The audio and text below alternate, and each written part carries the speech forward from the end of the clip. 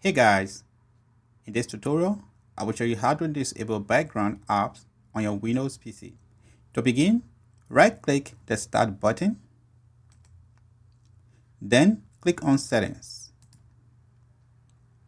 In the left pane, click Apps.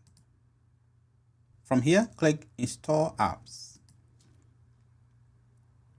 Scroll through the list to find an app you want to configure. You can also search for the app up here. Once you find the app, click the three dots to the right of the app's name and choose Advanced Options. In the background app permissions, you will see that currently Copilot is running in the background and is set to power optimized. So I'm going to change that to never.